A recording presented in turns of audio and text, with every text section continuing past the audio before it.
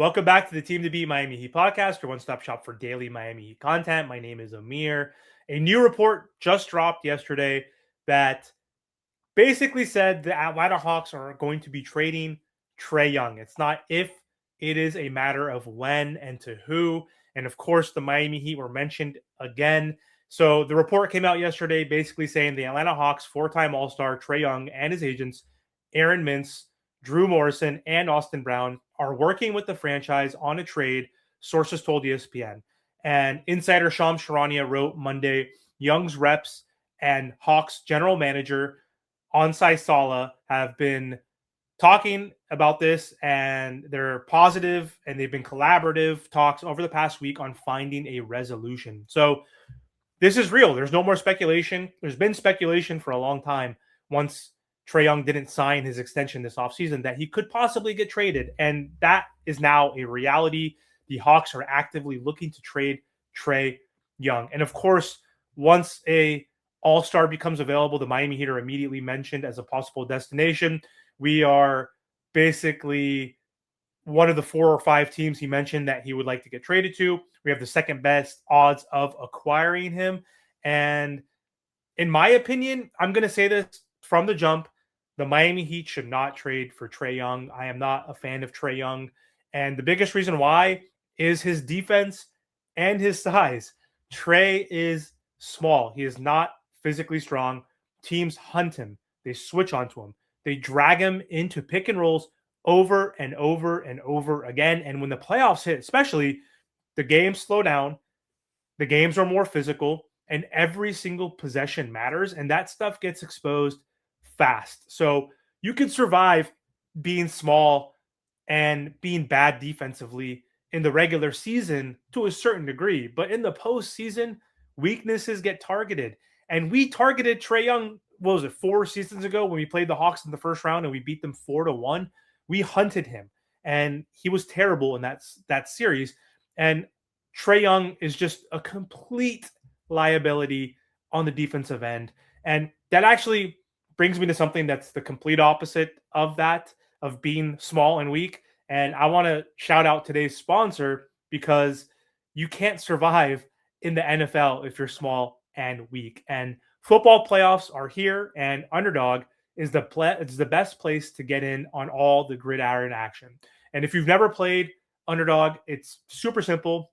You just pick whether your favorite players are going higher or lower on stats like touchdowns, rushing yards, receptions, and more. And if you get them right, you can win up to 5,000 times your cash. And this week on Underdog, I'm locked into the playoff slate. I've got Brock Purdy going higher than 237.5 yards.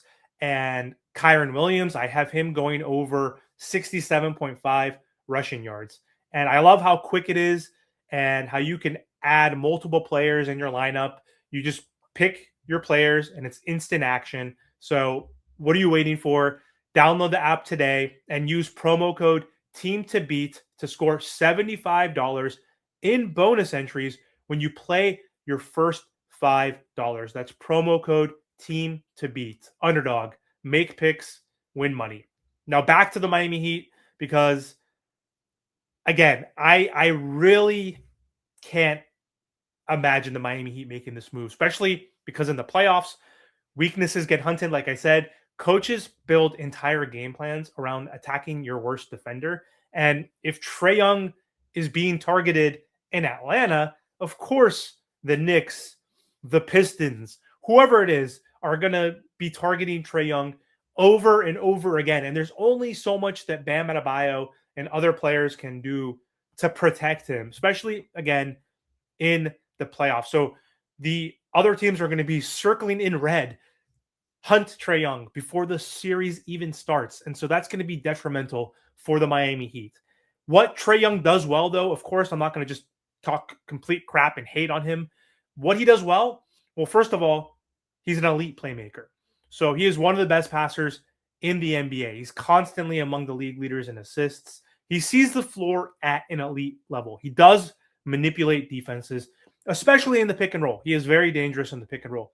He is a high-level scorer. He's been able to score 30 points per game almost multiple times in his career. He could shoot from deep. He could pull up off the dribble. He could draw fouls, and he could take over games offensively from time to time. He could also unlock Bam Adebayo and Khalil Ware offensively. From a pure offensive standpoint, I understand the appeal. Trae in a pick and roll with Bam Adebayo, the lobs, pocket passes, short roll playmaking, huge. Trae with a vertical threat like Khalil Ware, that's easy rim pressure, drop coverage. He's going to be able to kill that. It's going to be Lob City all over again for the Miami Heat. So Trae could absolutely boost the offensive numbers for the Miami Heat's bigs. There's no question about that. And if this was just about offense and spacing and assists, I'd understand the argument. But basketball wise, especially playoff basketball, it's not just about offense. Trae Young is one of the most gifted offensive guards in the league. He's still 27. He's in his prime. But defensively, I just can't get over that. He is consistently rated as one of the worst defenders at his position.